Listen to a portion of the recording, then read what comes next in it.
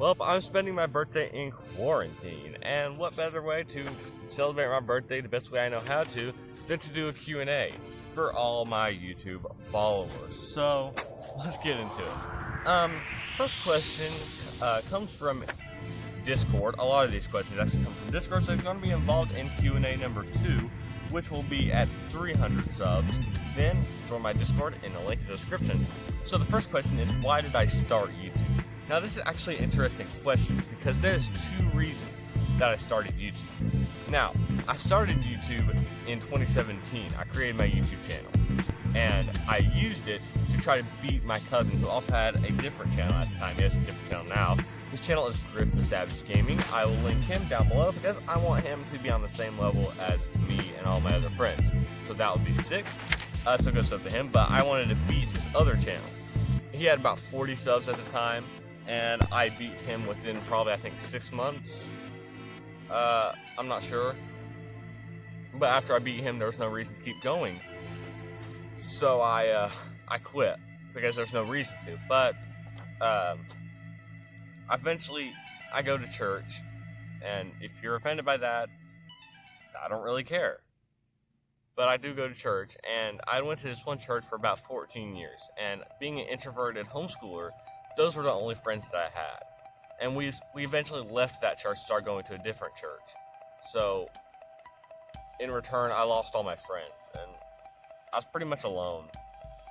So, when I was making videos, and indirectly, there's a beef chasing me, okay? And if I was making videos and indirectly talking to you guys, it kind of felt like I wasn't alone. So, it kind of cured my loneliness for a little bit.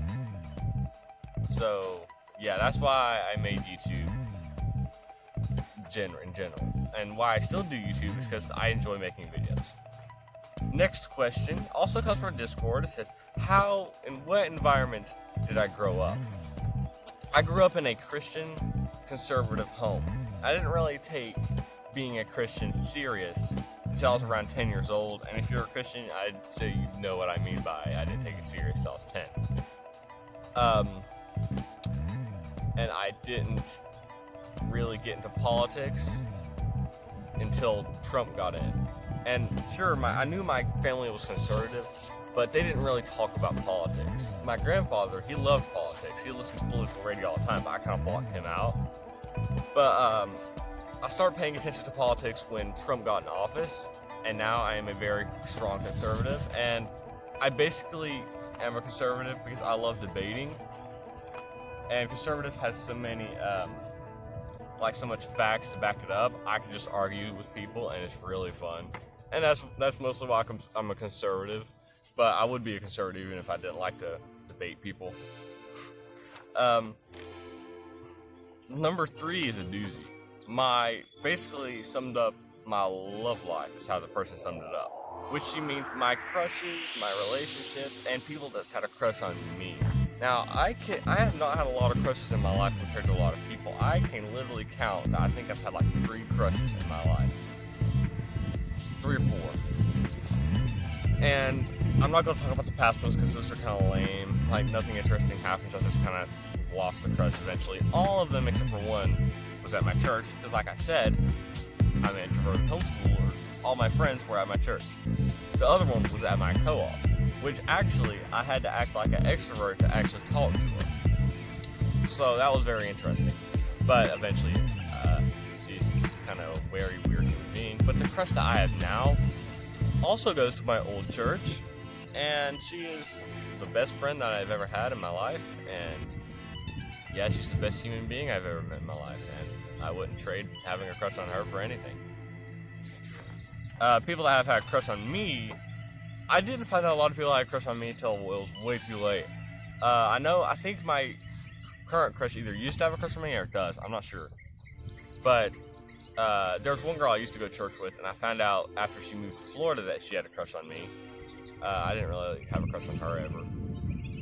Then I found out this one girl that I went to camp with had a crush on me. Then there's this one girl at my homeschool class thingy that if she doesn't have a crush on me, then I kind of would be happy though that somebody's actually being nice to me just because I'm me. Next question is, What is my gaming setup? That's a good question. 15 likes, and I will show you guys my gaming setup. How much subs do you think I'll have in 5 years? Now, this is a very interesting question. According to Social Blade, I'll have around 5,000. I hope I have more than that, but I'm kind of hoping to at least get 5,000, like Social Blade says. That's all I'm aiming for. What I think I'll have is I'll have around 4,000. I know that's kind of aiming a little lower, but it's keeping my hopes low.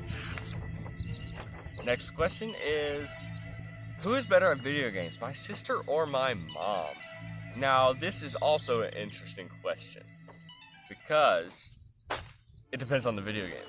If we're talking about NBA, it's my mom. As you saw from the NBA video, she actually almost beat me, which mostly because I gave her an all-star team, but I think if I gave my sister an all-star team, I could probably beat her by a lot. But if you're talking about any other video game except for NBA, it's my sister. So, yeah, that's kind of, I don't know. Now, this is a very odd question. It says, should it be socially acceptable to whack annoying people?